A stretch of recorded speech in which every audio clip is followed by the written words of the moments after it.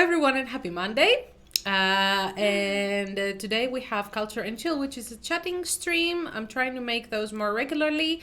And we have our first guest, apart from Alexandra, because we have had my bestie over on Discord so far. But now we have Monse Villaroel, who is a dancer and dancing teacher. And do you want to say more about yourself real quick? Just one or two sentences. Who is Monse? I'm human. Mm-hmm. Yep. Yeah. Oh, I like to say that I'm a spiritual being living this physical, reality. Let's call it like that. Yeah. Monse is, well, as I said, like a dancing teacher, and you mostly teach twerk, right? Yes, among other things. Among other things, yeah. But that's kind of like your specialty, per se. And you have gone on various championships. You won first place twice, and third place also twice. Yes. So she's been around the world. How about the championships been in Finland or also in other countries? Yeah, I mean, they're quite different. I've been in Russia and in Spain. In Spain, they did the World Championship. And I just wanted to go see how the atmosphere is in Russia. That was in 2019. So that was when I also got this third place. I wanted to challenge myself a little bit. Yeah. Because I have this thought of like, Russian people, they work hard, man. It's so competitive there. It's so competitive there. And for me, it opened my eyes. Going there was going to another bubble. Because we have our own bubble here in Finland. So going there, I experienced it, I lived it, and I saw how, now I understand what's going on here, and the mindset, and yeah, it was fun. It was amazing. Okay. Yeah. Was it like how many days is like a championship event of this scale?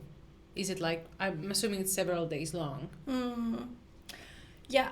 We were there for like 4 days, and let's say that many of the street dances that we see, not only twerking, we could talk about the most basic elements, hip-hop, locking, crump, and many others, house. The competitions are based on many days dance festivals, and they usually in big countries, big cities where they can organize it, because it takes a lot of I have a huge respect for people that organize them. I think they love to organize them because they have to get the teachers, the teachers that are meant for let's say educate other people in that dance style. And it takes 3 up to 4 days, sometimes 2, and just workshops of just dancing, teachers, sharing their knowledge within the dance. And now what happens with me is that I went to a festival where they were teaching twerking, and it's quite different because it was very Eastern European way, and it's not the only way, and this goes to all the dances. In America they do it differently. I believe that in Asia they also have, in many countries of Asia they also do festivals. I believe that the sad thing is that in the continent of Africa, they don't have, in the countries, they don't do as much festivals. They have to get the dancers from there. It's just that what opened my eyes was seeing like, okay, so these are the values of this festival, and these are the values of this festival. I feel like the values somehow a bit different. Yeah. And based on that is how much, your worth, your perspective as a dancer or as a dance teacher comes. It's just very monocultural also. Like what we're talking right now. Wow, it just opens, and I feel that I still need to learn more. I still feel that I need to always and meet more teachers, either that I will like or will not like, so I can have more understanding of, okay, so this is like that person teaches like that. uh, those are that person's values, you know. And whatever it feels like, you know, authentic for me, I just info sponge it, and I take it, and what not, then I just leave it, you know. Yeah. I think you're very lucky that you get to meet like people from all over the world and indeed like just reflect on what you see over there and how they do stuff, and just like gaining this sort of knowledge through actually seeing them in their work. It's just really good. Do dancers have let me put on some music. Do dancers have master classes? Yes, they do. I'm planning on going myself to high heels master class. It's gonna be in like 3 weeks from here. I haven't synced up yet. I need to do my application, but it's I can explain it like this, you know. Dancing is meant for everyone. It's just a fact. It's meant for everyone. So if anyone out there like feels that, oh no, I don't know this and that, I need to be prepared, or I need to be certain type, no, it's meant for everyone. What makes it different and why it looks always different, I think, is that we need to think about the base and the level of like what is that you want from dancing. What do you want to achieve? I think that's where we start seeing then these different groups of dancing styles and levels, you know. So now if we talk about me personally, I know that I'm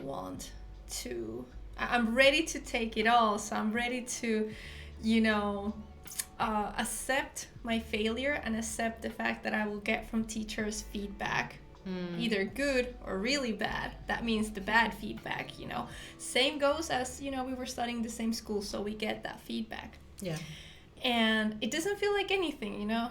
I'm not gonna be like, oh, I'm so shit. I'm ready to, okay, tell me, what did I do wrong? What did I do wrong? I'm gonna do it, you know. Yeah. It's kind of harsh, but I'm taking it. So usually those master classes are made for that. I'm not saying all teachers are like, you know, old school teachers where they're like, you're really mean, and I do kind of like it, but that's my personal, you know, view for myself. I don't do that to my students. I would never. No. That's not me. I'm very sweet. I'm very understandable. I'm like so sweet to all of them. I have a lot of compassion. But myself, I do like when teachers me. I feel we're quite similar in that sense. Yeah, and I also understand. And I had told my teacher for singing, for example, that like I want you to tell me the truth. Like if it's something that I need to get better at, like you can tell me there, because I'm here to learn. If you're just petting my ears, and then there's no point in like me trying to get better at something, you know. Exactly. Yeah.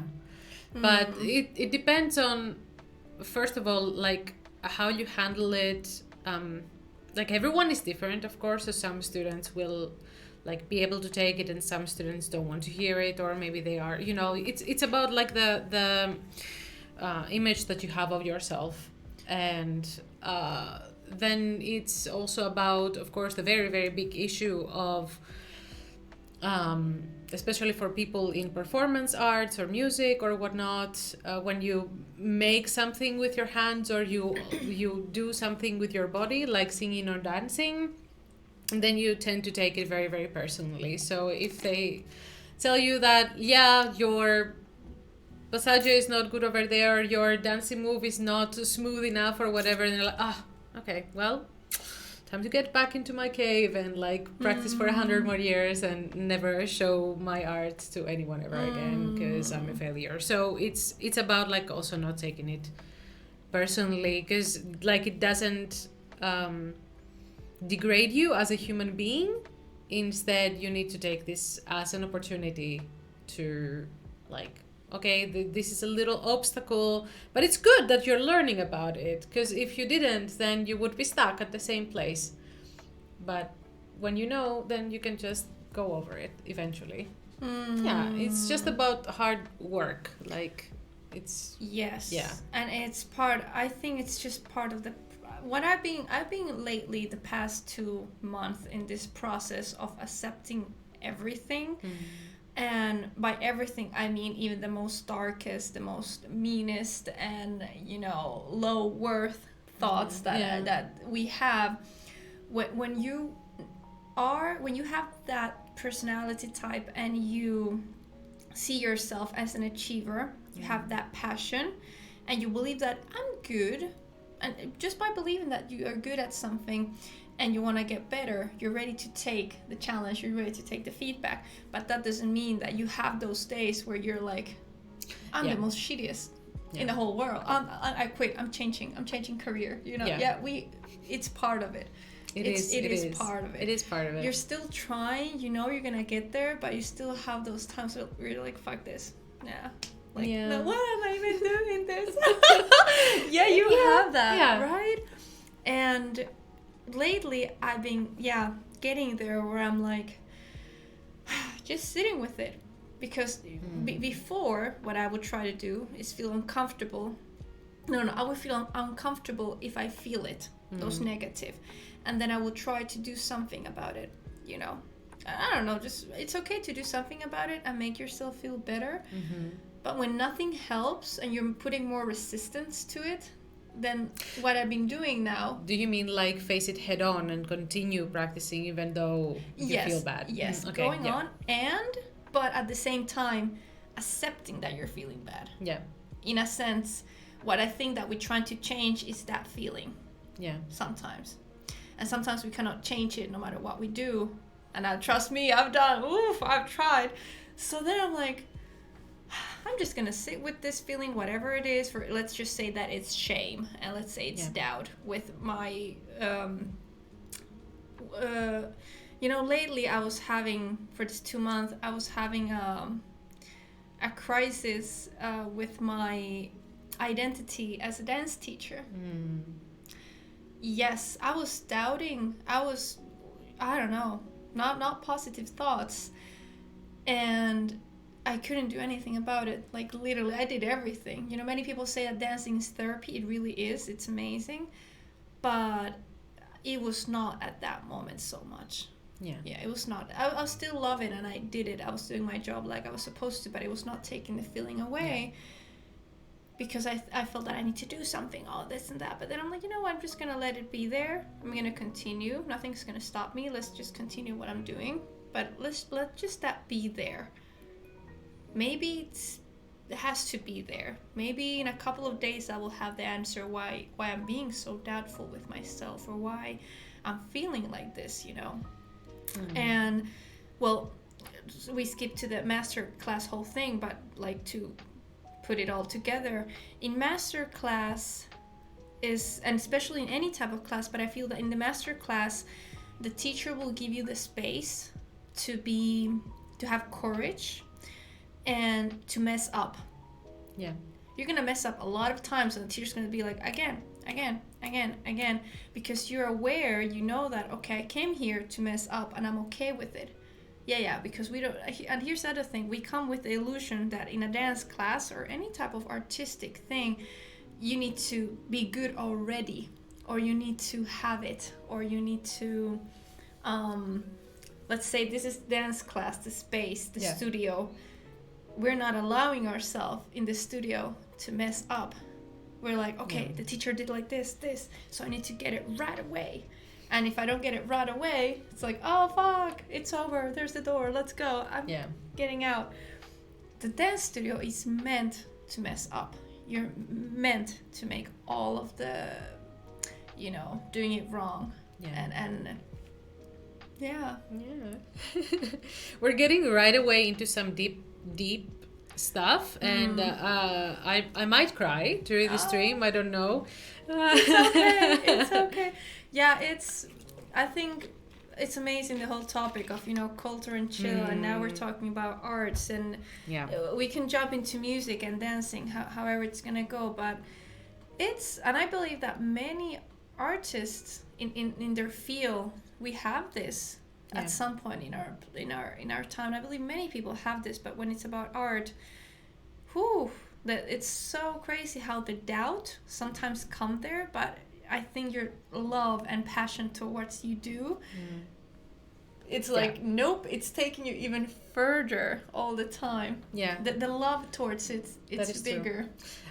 Before I did my last solo exam, I had like my final solo concert. Yeah. Oh, it was a while ago, right? I saw it on Instagram. It was at the end of April. Yeah. Yeah, about a month ago almost. So pretty much. So before that, I was stressing out because the whole year had been hell. Like I was going to Kuopio, every week. I didn't have my own car, so I had to go with like trains and buses and stuff. And we had some really badly arranged courses as well. And it was kind of like, imagine going to Kuopio and having only 1 hour of this 2 hours of that, and just having to stay there for the whole day. And for the whole night, because like things would go on in the evening. And it was like really exhausting in the end, not being in my own space as well, being like mostly with a family, with a little kid and whatnot. And then having all of the exams at the end, it was very, very taxing. So I felt that, okay, now it's time to push, it's time to just continue like practicing for the exam and whatnot. My teacher was also like, I would appreciate it if you practiced more now this final weeks. So I went almost every day to the library, and you can't be for over 2 hours, so it's like, okay, I'll try to compact everything in a couple of hours. So in any case, like I did that. We had a general rehearsal at the chamber music hall, Kamarimusiikkisali, and it didn't go that well because I was super panicked, because the acoustics are very different. We just had time to go through everything once, and that was it. And I lost my voice the next day, because I was so panicked. I did everything wrong.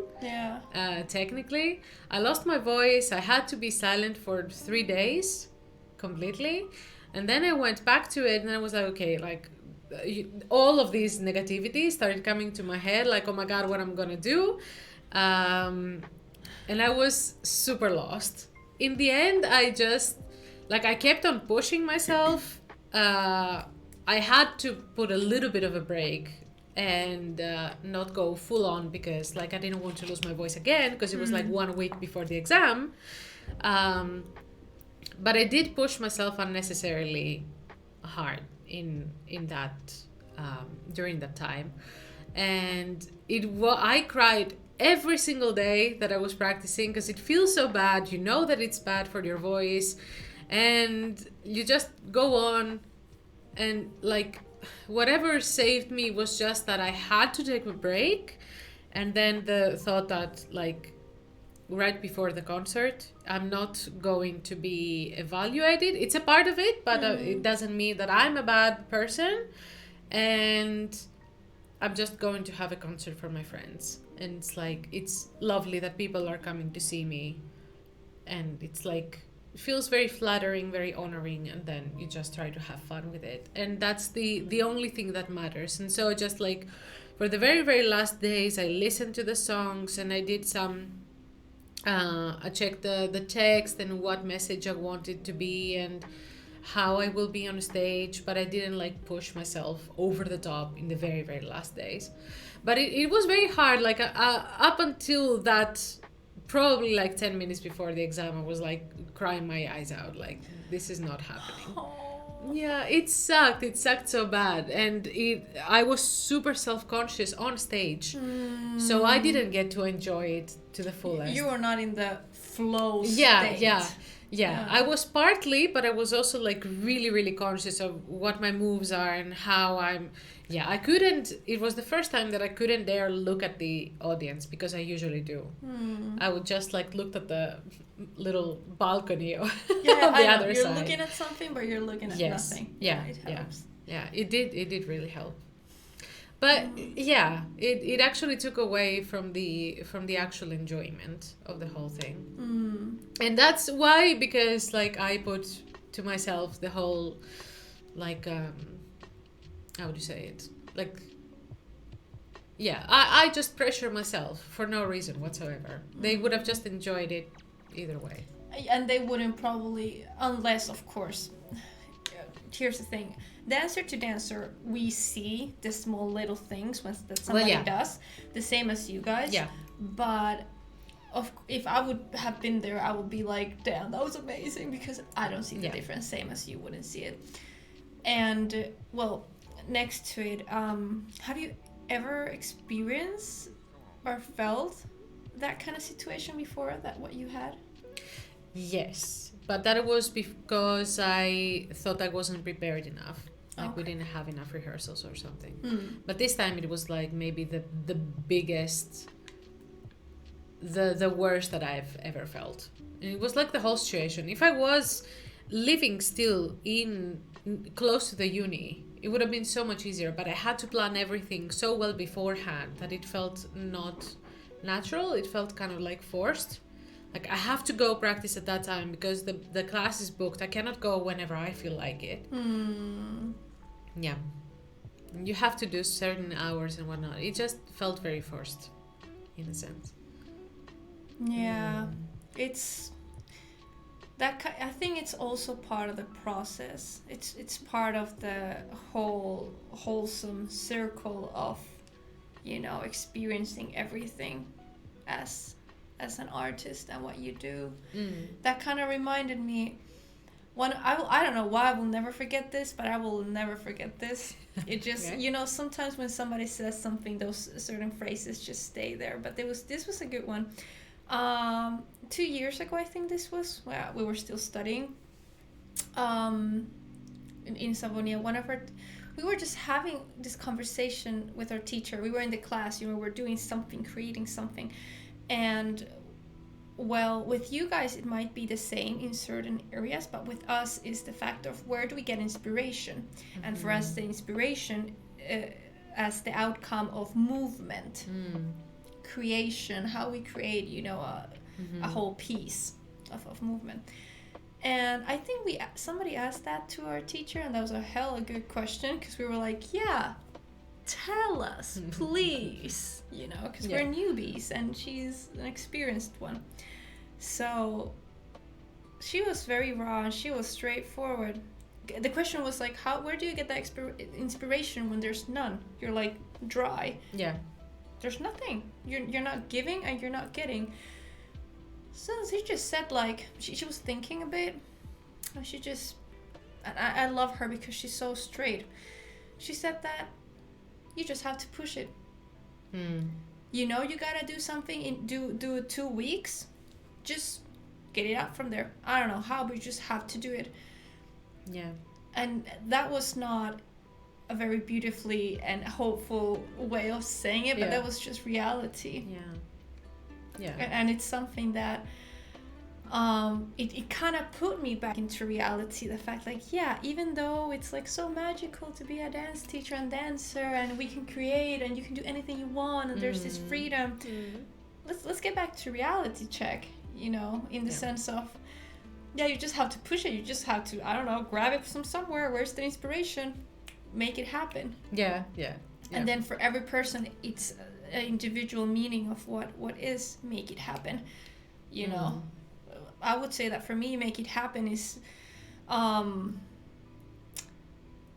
listen to I'm all the time on Spotify. Like I feel that my job is with me the whole freaking time, because listening to music is 24/7 thing. Yeah. You know, sometimes I don't even know when I'm listening to music. When I'm listening to music to, you know, enjoy myself, to be like, ooh, me. Or when I'm listening to music for teaching and like getting inspiration. So for me, it's like listening to music. It might be watching some videos of dancers or something, or just being in the space and doing. But then here comes the other thing. You're like, okay, what about when the inspiration, and here's the thing, what about when the inspiration doesn't hit when you're doing all of the tools that you have? Yeah. And that's, I believe, what she meant, that you have to make it happen and you just have to get it from somewhere. I think this is how I heard it, is that repetition. You know, let's say I go one day and I'm like, yes, I have 3 hours, you know, to create and make. And those 3 hours, I didn't get anything. And then that's when I'm like, man, I don't have it. There's no inspiration. There's nothing. Well, you do the same thing next day. Nothing? Oh, well, next day again. And it's annoying. Of course, you want to give up. You're like, maybe this is it, or I don't know, depending how dramatic you are at that moment. But I think that's what she meant by you gotta make it happen. Don't quit there. Yeah, of course. That makes total sense. On the other hand, like, I think that what you said before, just leaving it, just acknowledging that you have a bad feeling and just leaving it be there is a very important part of the whole process. And then just taking a break, because like it might be that your body is tired, like it just needs it from time to time. You just need rest, just need to sleep more, just need to empty your brain or do something completely different. So it really depends on the whole situation, whether you need to grind and like try to find the thing that will get you going, or if you actually need to take like a week's break and then start again from there. And and our problem is that we don't take the break because we feel guilty about taking the break. And we think that the break is not going to support our development. Yep. The break is going to stop us. That. It's going to slow us. That's bullshit. Oh, can you curse here? Right? Yes, okay. Yes, you can. Yeah. It's not good. It's real. No. Yeah. It's. Whew, and that's something that I think last year, at the end of last year, I started to really embody and implement that. Because I'm the hustle mentality. I'm the person that, you know, the right way to get it is hard work and this and that.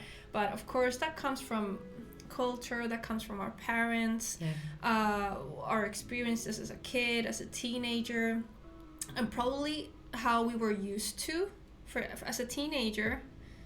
And, well, I'm still a young adult, but, you know, years before, I was so used to get things that I wanted by working hard towards them. Yes. So I'm so used to it that I believe that, okay, so this is my way and this is the only way how I can get things, because I've always done things the hard way. So that's you know, you have to earn it. I have to earn it. So that's until the day I die, I will have to work like that. Yeah.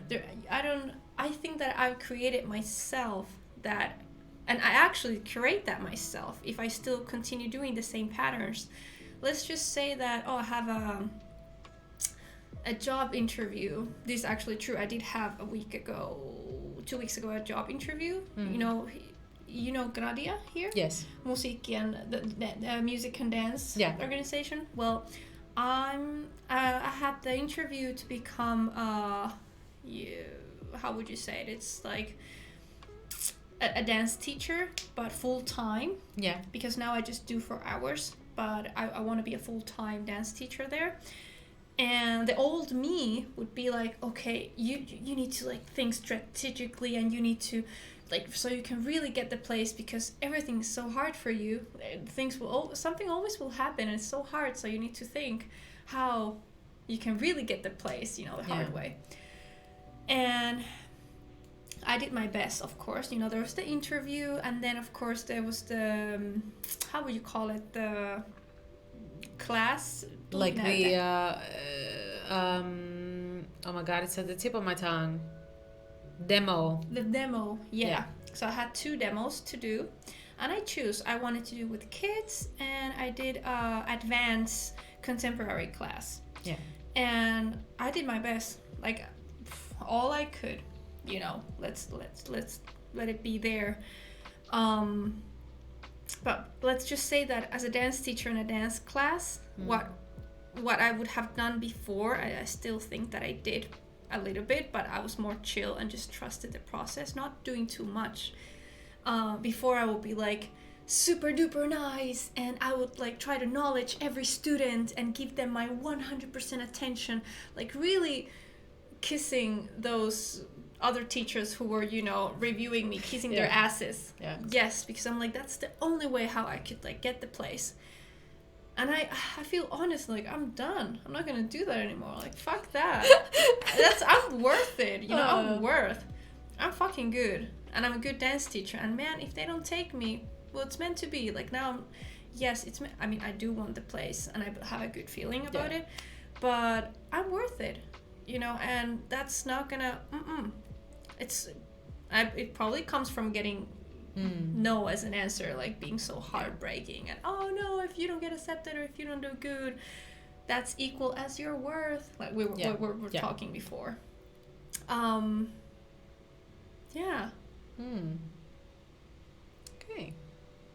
Yeah, there's more about all of this stuff, but it's so it's so good that we're having this convo, because it's like I told before, having this crisis of your identification as an artist. I think it happens to everyone. It surely has, and it probably will happen many times, and it has happened to people many times.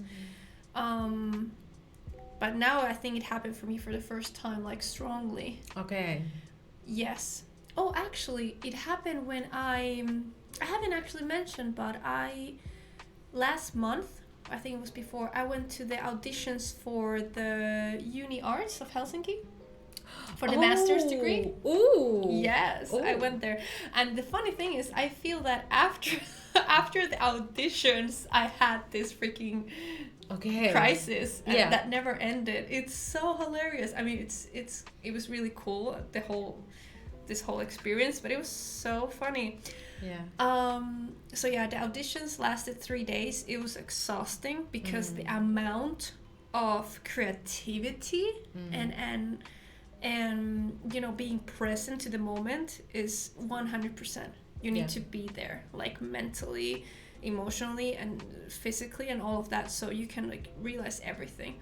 I gave it all, and I'm so proud of myself. I got to the 3rd round. You know, in the 2nd round they already kicked people off, so the fact that I got until the 3rd, I'm like, okay, I think I'm artsy. Nice. I think I'm something they could want, you know? And that was my first time. I'm still young, and I really had high hopes. And I was really I was really raw and honest, because I believe that in the Uni Arts, you're not gonna make it if you lie. You're not gonna make it if you're trying to be something they want, because we never want we don't know what they want every year. I don't know if you heard about how hard it is to get there and blah blah blah. I have not, but I assume it would be like super demanding or competitive. Yeah, it kind of is. I don't know how it is in the music. Like in the Sibelius Academy. Yeah. How is it in there? It's super hard. Yeah. Have you tried? No. Would you like to try? I don't want to go to Helsinki. Yeah. Oh yeah, that's a problem. Yeah. I know, that's a problem. Yeah, but it would be like a great thing, because it gives you prestige, of course, and like probably there are some big names and whatnot. They have some good teachers who are like, because the Sibelius Academy students in Kuopio who do only church music basically, but some of them who study also singing, and they have their exam concerts, like they have to bring one person from Helsinki over to Kuopio to evaluate. So you see the difference in the culture of the Sibelius Academy there to like our teachers. Yeah, definitely. Can you tell me a little bit? I think they're like more They give very detailed. I've only watched one. I've only seen the teacher once, but like he was, I would say maybe even nitpicky, kind of. Yeah, you can just see because the people in Savonia were like more compassionate and like They're so chill. they're more chill. They're more like Interesting. Yeah. Well, we're not surprised. No, actually, I wouldn't be surprised. That, yeah. Well, in that sense, I like that. I don't. For me personally, I don't mind. It's totally okay. I think that the teachers that we have also in uni arts will be the same. The audition we had at the same time with the theater pedagogies. Okay. Yeah, it was really interesting. We have like different tasks, but at the second day we had a group conversation for 20 minutes. Okay. Just randomly they selected, I don't know, half from the theater and half from the dance, and then everybody was giving the same topic, and the topic was wait. The topic, it was really interesting. It was not talent. It was the same as. It was. Oh, it will come right up. But we had this topic, and we had 20 minutes to talk about it, and we were just all sitting there like in the circle, and the teacher was like, "Okay, times start now," and then we just had to open the subject out of the nowhere. Okay. Yeah. It was not talent. It was another word. Like but skill? Skills. Okay. Yes, you got it. It was skills in dancing and theater. Okay. Boom. Open the subject however you want. And and I was so lucky because I was put in the group that speaks English. Yeah. I don't know why, because probably they thought that it's for me easier for me, but they know that I speak Finnish and this and that. But I did all of my for the first round where they picked to the auditions, I wrote everything in English because it's more easier for me. Okay. And of course, thank God I have even though they know that I did my high school and everything and my studies in Savonia in Finnish, but I have the right to do them in English, so there's no problem. Yeah, so they put me in the group that speak English. So for me, it was like, yes, I'm so lucky, because it would have been a bit more hard for me to express myself in Finnish instead of in English. But yeah, girl, you can imagine, I went full on deep into that combo. Yeah. And I did very well. It was a really cool conversation. It was really interesting to speak with people from the theater field. And yeah, then at the evening I got the message that you were selected to the third round. I was like, oh man, yeah, nice. It was, but all that whole weekend, I actually cried also in the evening, even though I had a good feeling, but I don't know why. It's a lot of energy that you just give at that moment. Yeah, you need to kind of let the rest out. Yeah. But I went really so personal, deep within myself, and thinking. The reason why I cried was because I started to doubt myself and my reasons of why am I doing this? Okay. Why do I want my master degrees? Why do I I don't know why I went there, but I just went there and I just let it happen. Is there something I want to prove? Am I doing this for myself? Am I doing this for, getting more name, getting more respect? Because with that, when you get a master degrees on the Uni Arts or Sibelius Academy, everybody's like, whoa, especially here in Finland. So am I doing it for that? Am I doing it for myself?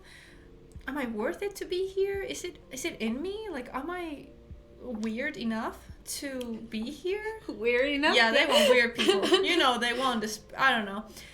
So, yeah, am I it? Do I have the capacity?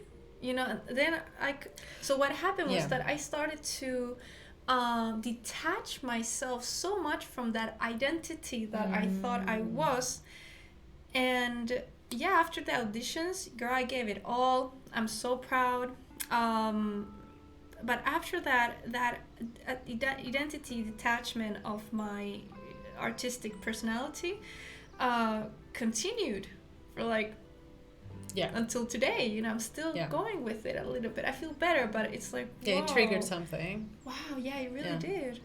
I'm going anyways in 2 more years, so okay, I'm gonna go again. Nice. I do want the master degrees. I feel that for me personally, something that's for me a way of learning For other people, it can be experience. For other people, it can be other way. But I feel that me, Monse, I want it. Maybe it's gonna change.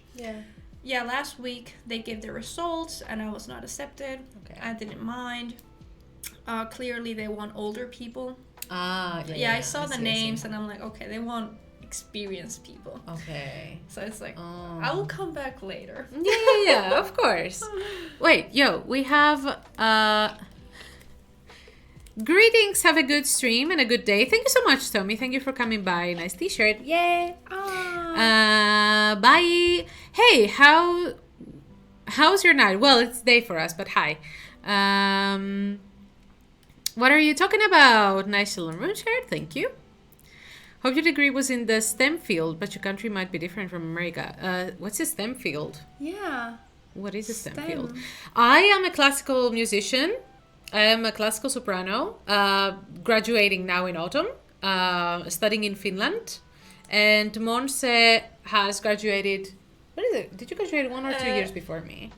Last year. Last year, okay. Yeah. So 1 year before me, technically, as a dance teacher, pedagogy in contemporary art. Yes, so both of us study in Finland.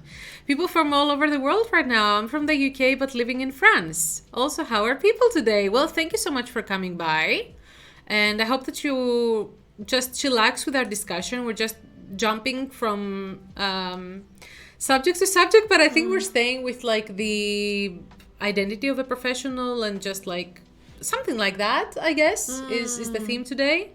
It just went there. So we didn't actually mention this. I have mentioned it on the ads before the stream, but like you are from Chile and you did your high school in Finland. So so you have lived here how long? 11 years. 11 years, okay. Yeah. I have lived here for almost 8 years. Yes. And why? Why I came here? Why? I never asked you that. Oh, yeah. Like to make it really short, I'm from Latin America, Chile, and my mom and dad, they just split up when I was 4 years old. I think 4. Both from Chile. Both from Chile. Okay. At that time, it was just me and my little brother, who is a year younger than me.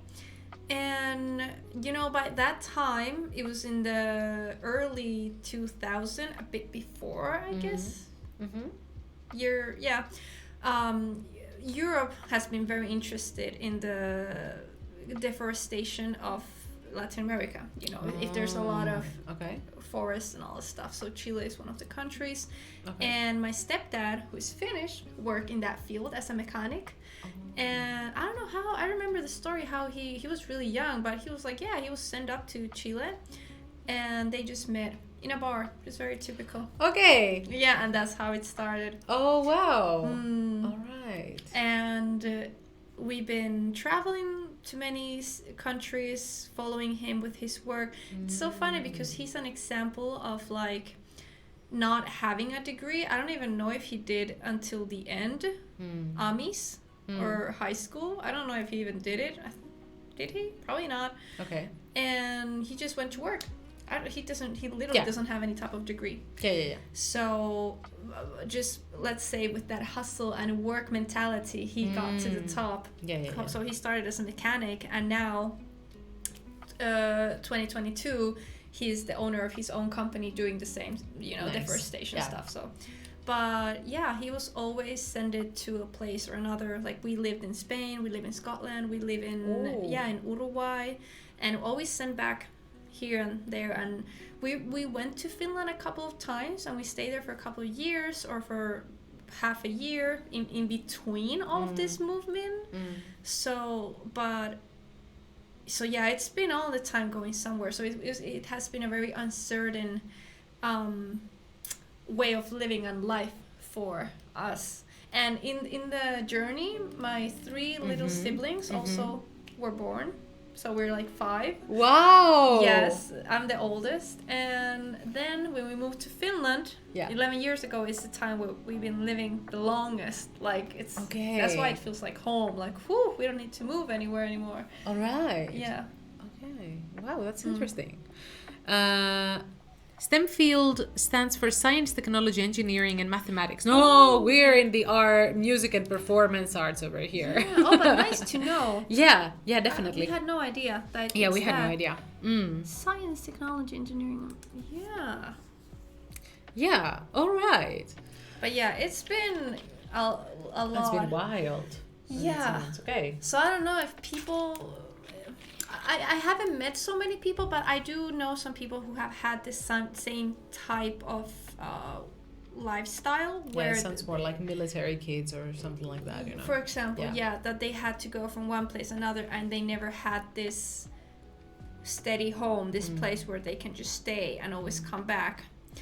And it's so uninteresting because it does. You do grow a lot and you do learn new things because of that. For example, for me it's so easy to socialize. For me it's so easy to be with people, to be like this, because believe it or not, I still cannot believe that I did that. Sometimes I feel so sorry for the little Monse when I was a kid. But we moved to different schools probably more than 20 times, 15, I don't know. Wow. And every time start again. Yeah. They're like, okay, now you have to go to this new school. Go to this new school. And I love my parents that they don't have pity for us. You know, probably the first times that we moved, they did. But then when they saw that, they're doing, so they gotta do fine. So they just throw us to the school and they're like, make friends. And so I just had to, get my shit together and be like, hi, and like go to talk to people every time, or people came to me and then I made friends. For me, it was always so nice to make new friends. For me, friends were so important. But the more I start to move, here's the thing, the more I started to move and lose them and having to say goodbye, which was for me the most hardest thing. Yeah. I had so much anger, so much sadness every time as a kid. And it's so funny because parents don't take that seriously. That's true. Parents don't understand that for kids it is really important. You think, they're kids, they're gonna get new friends. My parents always said that you're gonna forget them, you're gonna get new friends anyways. And yes, that did happen. But then at this age as an adult, that really affects you, because nowadays for me it's so easy to just be alone and being kind of scared of having a lot of connections because probably of the fear of losing them or having to say goodbye. For me, saying goodbye is so, I don't like to say goodbye, and it just comes from being a child, I don't like to do that, and it comes from there. So it was so crazy, the fact that every time having to all the time. For me, the most funniest one, this is the most funniest. When we went to Scotland, we didn't speak English. We didn't know how to speak English. Oh. Yeah, at that time, we were so young, we didn't know how to speak English. So my parents didn't even hesitate, and they're like, you guys have to go to school. Go. Okay. I literally invented my own language when I got there, I think I was in first grade, I'm not sure. I think I was in first grade, and, of course, the amazing thing is that kids at that time when we were young, kids didn't have cell phones, so it was so easy. So there's not this, kids are more sociable, thank God. So I just started to invent my own language and talk with them. They were like, I don't understand you. I can remember them saying that, so it was so funny. Like, I don't know what you're saying. I'm like, and then eventually we just learned English with my little brother. But my parents just go to school. Luckily, of course, as a young person, you don't really have this same self-consciousness. Like, of course, you probably did in a certain degree, but like it's much easier to just think that, okay, I'm just going to start talking and whatever happens. And, like, basically, Well, as an adult, it's like so much harder, even if you are interested in another language and you want to go to a certain place, you probably feel too much fear to actually speak their language, even if you have studied it. Like, people just tend to, as adults, just put it's easier to be quiet, not mess up, let's not make mistake. I'm just an observer. Well, kids are just curious about each other, so it's like more easy, and they have play. Easy. That's I think something that that's why I also like the educational system partly in Finland. Of course there are many things to improve, but I like that they're taking play very seriously and like trying to find creative ways to just have kids be more loose, for example, and like more creative and whatnot. Because like through play, through just taking pressure off of the like suoritus, just trying to do something in order to do something, like thinking out of the box is like so important. Wipeout, hello, welcome in. Hope you're doing fine today. You've seen the Pixar movie, right? What Pixar movie? I haven't watched a lot of Pixar movies. You've seen the Pixar movie? Which of them? They're like 50 Pixar movies. I wouldn't know which one. I think just say what movie. Hope you're not trolling us, okay? Yeah. You have so many cute friends. I'm Jelly. You should be Jelly. I have the cutest friends. I know how to pick them. Yeah. I don't know. What else can I tell? Yeah, we've been talking a lot. If you guys want to ask stuff or tell stuff about yourself that are in the chat comments, it would be really nice. Yeah. I don't know is there someone else that, I don't know, they're from another country and they live in another country. I mean, for example, you too, you don't live in your own country. You're here in Finland. I don't live in my own country. That is very true. Yes, and as I have said, like in August it will be 8 years. Wow. It's a long time. Yeah, it is. And I came here also as an adult, especially with not knowing the language. So that was like a big thing. I studied Finnish for 1 year.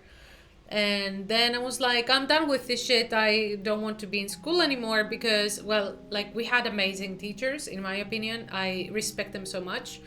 But in that protective space, where, you know, you speak the basic Finnish and everyone speaks slowly to you. And I felt that, I need something more challenging.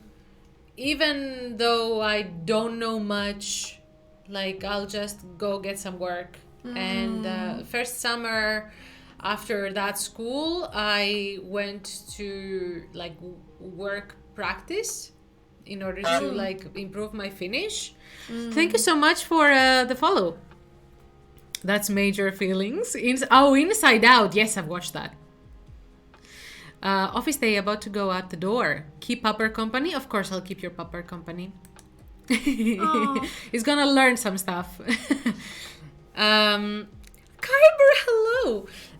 So yeah, I thought that never mind that, like I'm gonna go to work, and I just jumped, and I learned so much from that. And of course it also worked with the culture integration even more, because in school there was like 80% Russian people, and then it was like some people from Thailand, some people from Hungary. I was the only Greek person. There were some random other Europeans, or someone from Cuba, for example.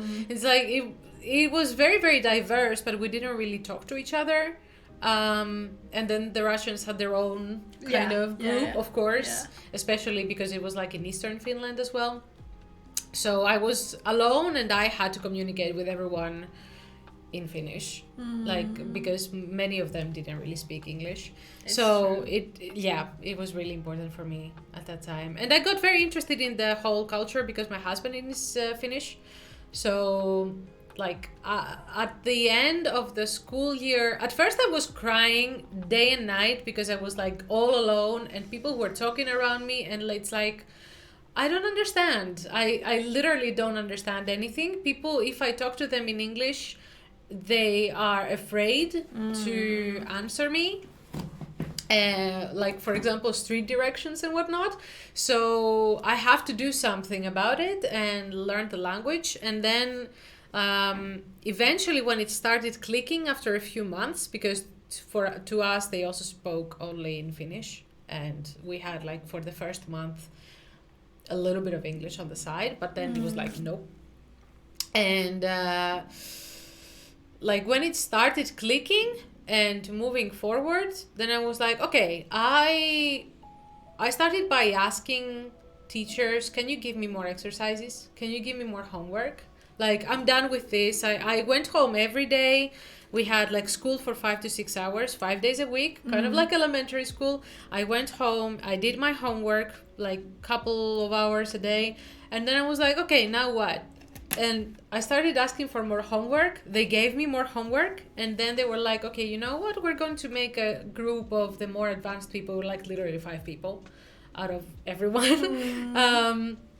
And we had speaking courses where we would just speak normal Finnish. We would learn cuss words and play card games, and like we had an amazing teacher.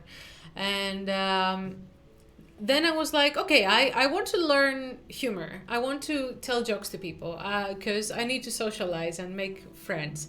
And that's kind of how it started rolling. Now I consider Finland is more of my home in the sense that I don't have friends in Greece anymore. The friends that I have either live abroad themselves or we don't keep in touch anymore. And whenever I go there once a year or once every 2 years, it's just a different place. So, you know, like my favorite places have closed down or whatever. So more homework? Yes, I'm a huge nerd. I asked for more homework. Kyber. Hi guys! Enthralling interview. Has been interested to hear the conversation about personal artistic expression and inspiration versus the reality of operating at deadlines within the marketplace. You know, Kyber, I feel that you're writing a test. Thank you so much for being so focused on this. A struggle for many, I'm sure. Some first order questions being raised. Ooh, nice. Yeah. Nice. Yeah, I am a huge nerd and I always liked learning languages. So, like, learning Finnish, I don't speak perfect Finnish, I don't speak academic Finnish, but I think I'm like European level C1, technically. I took the B2, like in 2019, like the UKI test, which is basically the national language exam, especially if you want to become a citizen. Yes. Which I haven't done yet because it costs a lot. I was gonna say it costs a fucking lot. It costs 400 euros to... more. Almost 500. 470 something. Yeah. Fuck off. Yeah, I'm not going to spend that money because I don't have that money, literally. So it's just going to wait. Yeah, it's like insane, and they don't even let you have an appointment before you actually send the application, which fucked me off so hard. What? Yes. I wanted to book an appointment. Why you wanted an appointment? Well, to explain to me what the fuck they want in the application, because it has so many pages that you have to fill in, right? And they had some questions about traveling, because they want you to log in all the travels that you have done. Oh. Within the years that you have lived. And I'm like, if I've lived here for 5 years, like, of course I have traveled a lot. Yeah. So, like, what the fuck am I supposed to say, like, all the weekly trips and whatnot? And I wanted some clarifications. And then they were like, oh, yeah, but sorry, like, you have to send the application first and then we overview it. And then I'm like, well, what's the point in that? We gotta understand. I'm not surprised they're doing it like that. Yeah. You know how strict they are here in Finland. Really. Yeah. They're really... I'm not surprised, really. I haven't even opened the whole application thing because I just saw that, almost 500. Not yet. Yeah, no. But here's the interesting thing. I thought that you're married with your husband, right? Yes, and that doesn't automatically make me a citizen, though. That's just no, it doesn't. It just takes off some of the years. Like if I'm not married to a Finnish person, then I have to. And we didn't get married because of that in any way, because I have, as a European, the right to live here in the first place. But thoughts, words. English. So yeah, if I have to be here for like 5 years until I actually do the citizenship application, if you are married, then it's like 3 or 4 years, but it doesn't automatically mean that you are a citizen. Oh my god, I really thought it was. That's so funny. I thought that it would be even for free. you would get the whole thing. You know what? I might actually have to recheck that, but I don't ask. think. Yeah. Okay, then why did I thought that? Maybe they changed the whole thing, because I had a feeling that, if you lived a certain time in Finland and then you marry a Finnish person, then I don't know if it's for the woman, or it doesn't matter if a woman or a man. You will get it for like free. But maybe I'm just. I also need to check that more. It's just we need to recheck that, but I'm fairly sure that it just takes off some of the years, honestly, and it's not automatic. Yeah, but maybe I had checked that before I got married, I think. So maybe I should recheck. Yeah. I can speak okay French, but on the street my slang is a little poor. You said that you live in France, but you're from the UK, right? Yeah. So, how long have you lived in France? Submit application, then ask questions. I love bureaucracy. You have to love bureaucracy, right? I know. Yeah. It sucks ass. Yeah, but it's so funny. I was actually going to ask you about, did you do the application? Are you a Finnish citizen? Because no. I was going to, me neither. Guys, we've been living here like for almost 8 years. However, I have to ask you though, do you have a card? Oh yeah. Okay, I haven't done that. You should. It's not that expensive. It's still €100 when I saw that. I was like, fuck that as well. Like, because when I came here, the card wasn't a thing. So we went to the police. We said, hey, hello, my girlfriend wants to be here and like work. And they were like, oh, okay, €50. And then I think it was €50. He doesn't remember that. But yeah, it was €50. Then they gave us a receipt. I still have that receipt. And then I went and got registered and everything. Okay. And I was living in the middle of nowhere, in my opinion, when the card thing came up. And then I was like, I have to travel 2-3 hours in order to get the whole process going. What? At least, because it was in another city that didn't have an immigration center where I was. And I was like, nah, whatever. And then I remember that it was also like €100. And then I have to maybe go the next year as well. I'm like, no, whatever. No one has asked for it just yet, so whatever. But I am also afraid to do the citizenship application because I'm afraid if they ask for my like card permit, like what am I gonna do? Honey, I think you're gonna need the car permit. I think you're gonna need that. I'm not sure, but I have a feeling. Oh no. Yeah. I don't wanna. Yeah, you will have to. I'm so sorry. Do you have Kela-kortti? Yes. Oh, I don't have. I lost mine, but I should. But I have Kela. I have the security but it doesn't number. matter so much anymore because they are trying to make it in any case they're trying to lose the cars in the first place. I know, right? They want to make this one whole. I have a feeling that they're trying to make this. What I understood, they're trying to make this one card that has everything. Oh. It's like your personal ID card that has literally everything. Yeah. Okay. I have a feeling they're trying to make that. I'm not surprised that they will try to make that in the whole world. Yeah, I don't have an ID either. Yeah, I don't have ID, but I have my driver's license, which is. Yeah. I always use it as an ID, but it's not here in Finland. Yeah.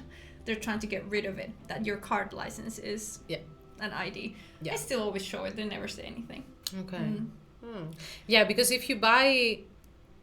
Wait a second. Was it that if you even buy alcohol or something, like you're not supposed to show your driver's license? I think they have like really? also info. Oh, yeah. I always show it. No, you have to show like some other sort of identification, I think. Oh. But people still show their driver's license. They show it, nobody do it.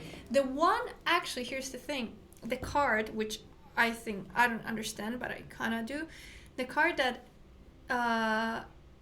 is not as an ID, I remember where I showed it. I think I showed it in the liquor store. Okay. Is your permit card. Yeah. That's the card that doesn't have any value anywhere.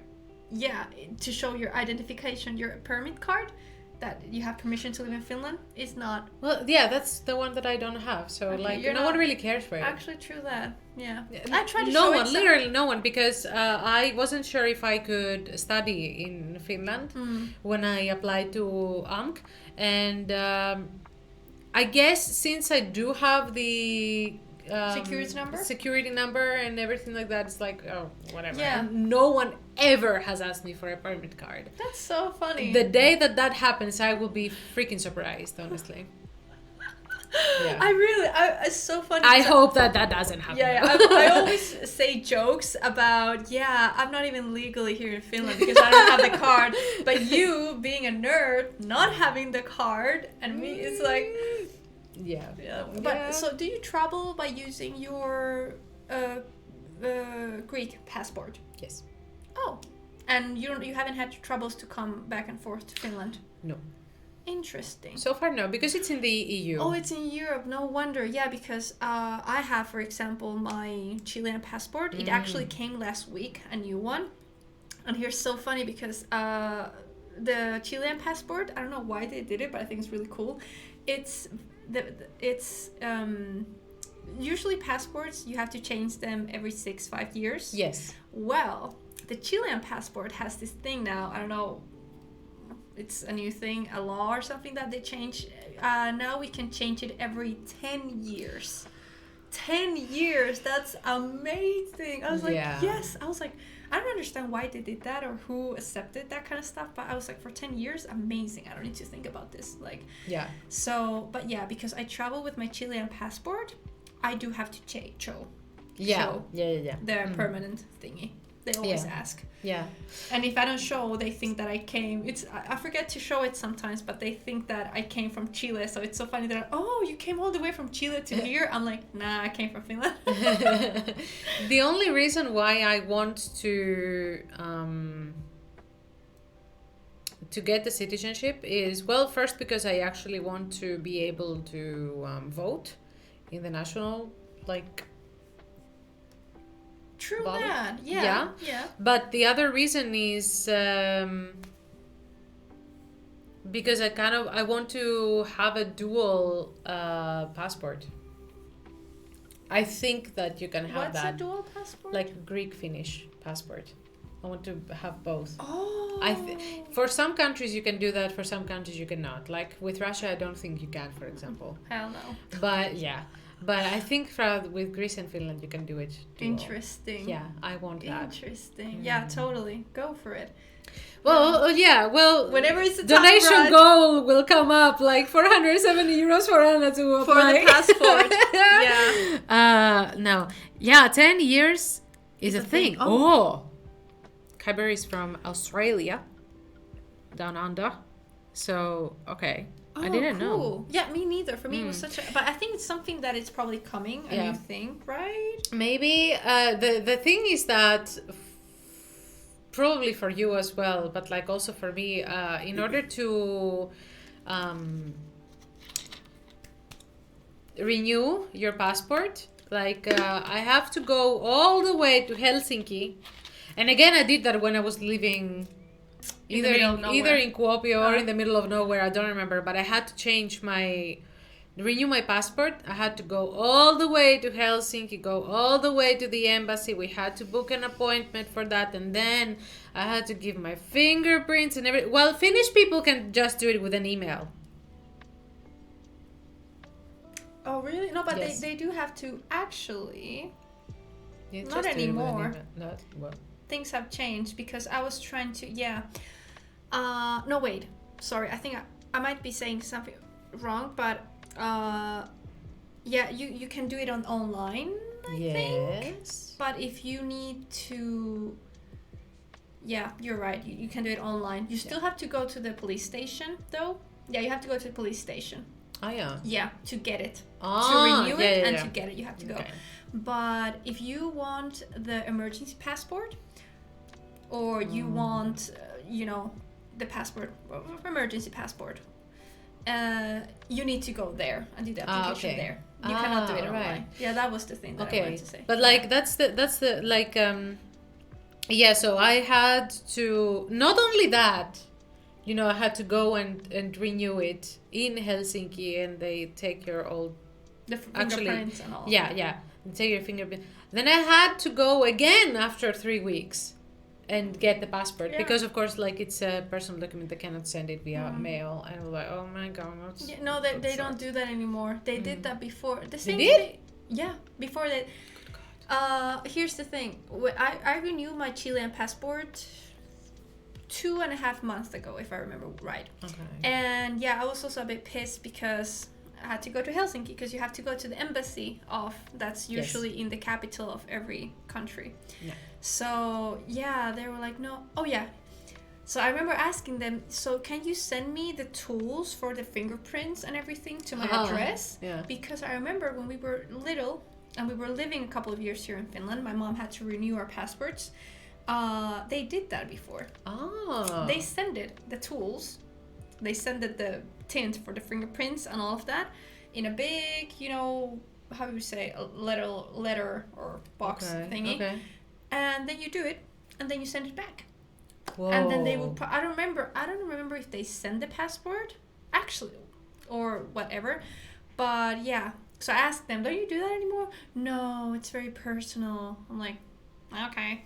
So yeah, I was really pissed because I had to find a time, because I'm working from Monday to Friday. I had to find a time. Yep. I had to leave early in the morning to Helsinki and then immediately come back.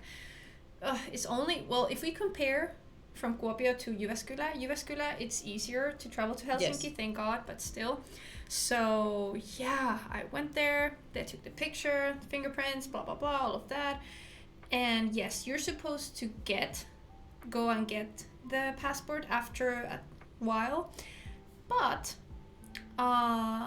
you can make an exception. I don't know how it is with you guys with the Greek or the Finnish, but with the Chilean, I had to make a statement and write it with my own handwrite that I give permission to blah blah blah, that they can send it on my email. Yeah. And it's on me if the passport is, you know, stolen or something happens to the passport. It's not their fault, it's my fault. I see. Okay. So they did send it to me. I didn't have to go there. Yeah. So I think that is possible. You can always, you know, ask. They're trying to, I understand the embassy, they're trying to always do the right thing and trying to go with the law. So yeah, they're always trying so badly. But, and it depends on the embassy of what country we're talking about. Yeah. You know, for example, in Chile, in Latin America, we're very chill. This is a funny thing. Here's the funny thing. Yeah. I traveled with my boyfriend to Croatia a month ago. And I did the application for my passport. It didn't come on time. It actually came 2 months after I did the application. It came last week. I did the application already at the beginning of March. Yeah. And it's supposed to come after 3-4 weeks. But anyways, so I was desperate. I was trying all the ways to get a passport, or how can I travel, blah, blah, blah. And that's when I found out that I'm not a Finnish citizen, because when I went to the police station to get, for example, the emergency passport, the Finnish emergency passport, the lady from the, you know, police station was like, oh, but you're not Finnish citizen. I was like, I'm not? I see. That's when I was like, yeah, I didn't know that I have to pay 500 to become a Finnish citizen. Yeah. Wow. So that's how I knew. I was like, man, too. And I was like, oh my God, I was so desperate. I was so stressed. I was anxious. What the fuck I'm going to do? We have our trip in a week. Yeah. So I started to, you know, call every day and ask the embassy of Chile, is it gonna come? Is it gonna come? Oh, it's late. No, it still haven't come. We're gonna call you. They were so pissed already by me because they knew I was the same lady who was calling every day. Yeah. And I was trying to search on the internet. You know, every country has an emergency passport. Every country, yes. With the Finnish passport, it's so chill because they just give it to you. You just say that, yeah, I have a trip, and give them a good explanation, and they understand. For example, my explanation was the fact that my real passport was late passport. So they would have understood if I would have been a Finnish citizen. So then, but in Chile, they were like, no, the emergency passport is only if you need to go to Chile for an emergency, but you cannot get out of Chile. You can just go there. And then when you're in Chile, you need to make another thingy so you can go back to Finland. Yeah, that's what they were telling me. And I was like, what? Like, why is that's just the thing, when you don't understand why in every country they act differently and they have these rules and stuff. So I was almost gonna give up on that. I was like, man, how is this possible? I don't understand, like, why? But in Finland they just let you do it, but how they don't not let you do it in Chile? So you know what? Instead of letting it be, I still called and I'm like, are you guys sure? Like, I've been doing some research, and are you sure that emergency passport is not gonna work in other countries? Like, have you ever tried? And then she's like, look, lady, we're not so sure, but I kind of had to lie a little bit, just saying that we need to go to Croatia, and from Croatia to Chile, kind of like putting it on their fault because they didn't bring my passport on time. And I just had to like be on my knees and literally beg. So they're like, well, we cannot assure you that the Chilean emergency passport will be okay to use in other countries, because they have experienced that, for example, Chilean emergency passport doesn't work in France. They won't let me go inside France if I use my Chilean emergency passport. Same goes to Australia, I think, and some countries, So they didn't know if it would work with Croatia. So they're like, let's see, we're gonna do our best. Let's see what we can do. So thank God I didn't give up. I know I was really annoying, and I was thinking that I'm so desperate. This is too much. I'm doing too much. Why can't I just let this go? But I'm like, no, I need to get the fucking passport. Yeah. So, well, end of the story, I got it. The guy from the embassy, he was so sweet. He called the embassy that was in Croatia of Chile and asked, is it okay to use a Chilean emergency passport? There's like, yeah, no problem, this and that, like everything good, I got it. But he said that, you need to understand that we usually don't give this emergency passport. He said that he done only 2 in like 2 or 3 years period, because they usually don't do them, and they're used for emergency. So here's my experience, so you guys can know that if you ask and you don't give up, you might get you have to have this Latin American or Latin or Greek Mediterranean attitude that you just need to call again. Call again. Yep. Be the annoying lady. Be the annoying lady. That is right. That's such a cultural thing. It is. Oh my god. But the Greek embassy lady was like very nice to me. I'm not saying anything bad about that. However, every single time that you call the Greek embassy in Helsinki, they speak like a fucking turtle. That, hello. Oh no. Yeah. I don't know. It's like, what are you smoking at your job? Like, it's insanely, they speak super slow, they don't know shit over the phone. And there was one, so when the pandemic was starting, I went to Greece. I remember, actually. You put it on Instagram and everything. I remember this. I stayed there for a while because I wanted to be with my family, and I could have done the courses online. Otherwise, I would have gone crazy. So at the airport, I met a Greek girl who came to Lappeenranta, I think, for her Erasmus. And after 2 weeks, it shut down. Basically, like they couldn't go to school or anything. So then she said that I called the embassy, and I guess she just tried to ask for some advice because her parents were becoming very panicked and whatnot. And then it might have even been the same guy on the phone, but then he was like, if I were you, I would just stay where I am. Like, why do you want to go to travel? And why do you just stay at home? Like, it's gonna be fine. And she was like, she wanted the airplane. She wanted to know about restrictions in traveling and like what's the quickest way to get to Greece, like from the airport and whatnot. So she was having some traveling questions, and that was the attitude. Like, well, if I had a daughter your age in that situation, I would just tell her, just be there and chill out, and like it's gonna be fine. Yeah. And like, what the like? Oh, that's so that's so interesting. And I don't know. Like I told you, in every country, I think the embassy is always different. They have their own things.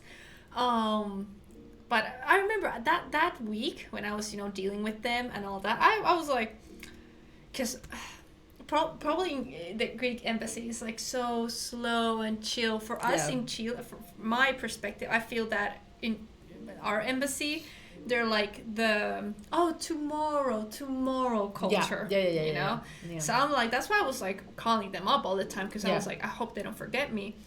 And but then I'm like, God damn, they earn like how much money a month? They should be, doing their work, because they earn a lot. The embassy, work in the embassy. That's true. They get really good paid. Yeah. I checked, and That's I'm like, true.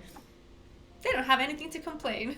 Yeah, that is very true, actually. Yeah. And I agree. This was so interesting. The day I went to get my emergency passport, it was on Friday, and we were traveling on Saturday. I met the guy who is like, I would have canceled the trip, honestly. Oh, no. Honey, I don't give up on this stuff. Wait, I need to... it's called consul. Consul. Yeah. Consul. Yeah. Well, there's the headmaster, the consul. So he was the one... Consul. He was the one who did the whole paper thing for me. Oh, nice. And yeah, I was kind of curious. So I wanted to ask a little bit of like their work and what's going on, and who picks them? Who picks and takes has the responsibility to choose who goes to what country and be part of the consul. So if I understood right, he said that not the president herself or himself, but they get picked by some upper. Yeah. Okay. Because I don't know if I ask him straight up, but I can't ask him in the sense of like, so how you got there and who picks you, and he just said that. Oh, and I actually had to Google it though, because he was not being straight. I didn't want to be disturbing, and I didn't want him to change his mind on giving me the emergency passport if I ask him weird questions. Yeah. But I Googled it. I understood that, like someone, the president doesn't make all the choices, but at least in Chile, it's like, the upper head of the president or the right hand of the president, someone is the one that's like, signs the paper that, okay, this guy can be part of the consul or an embassy and go to this and this and this. They're like handpicked. Okay. Yeah. I had that experience with Oulu. I don't remember exactly what I was... I think I wanted some specific translations or some specific documents for a job, maybe? I don't even remember. But in any case, like, again, I had to travel from my little middle of nowhere city all the way to Oulu, which is like almost 3 hours away. And...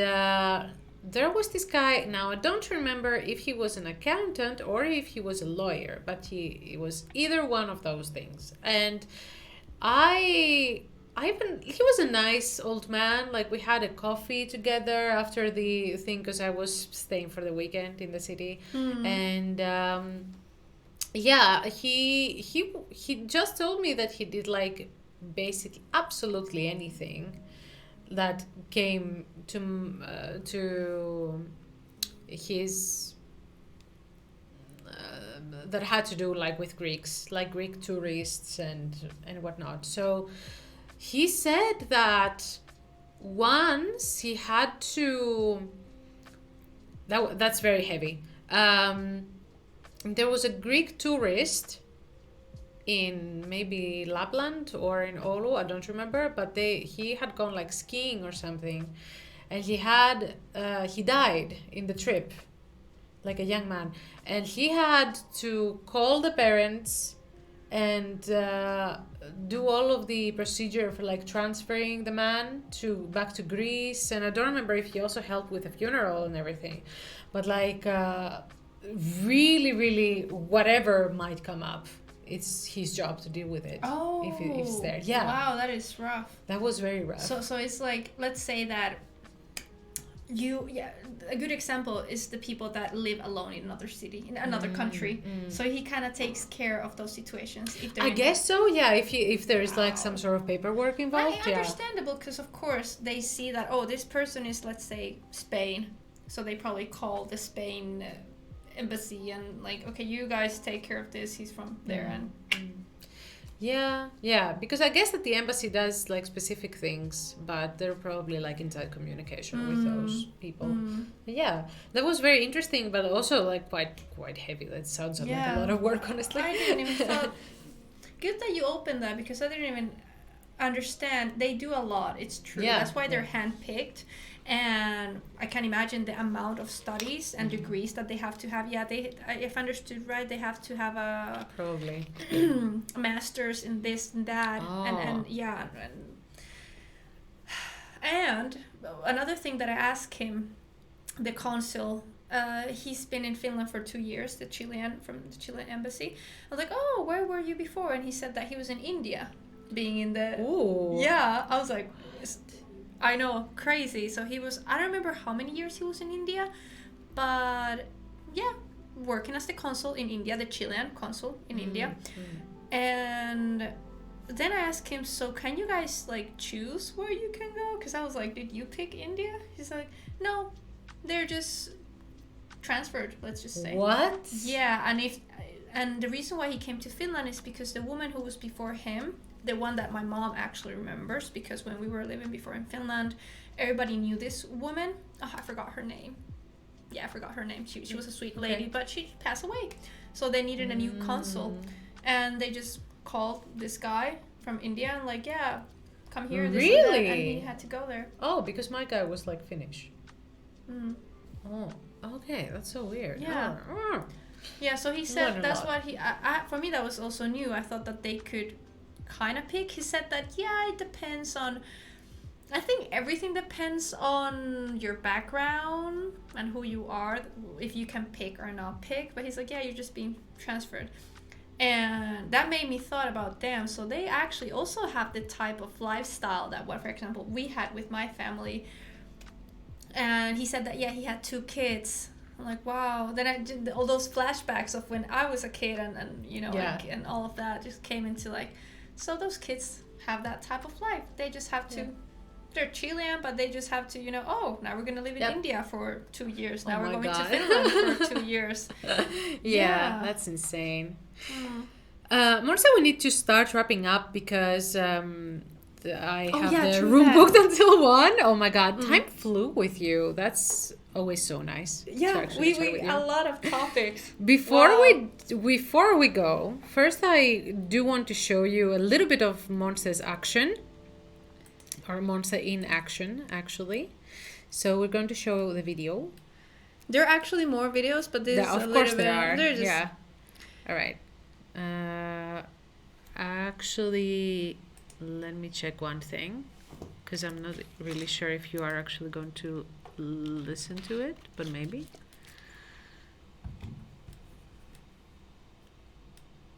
Maybe. Okay. Let me do a little thing. Okay, hopefully it will work.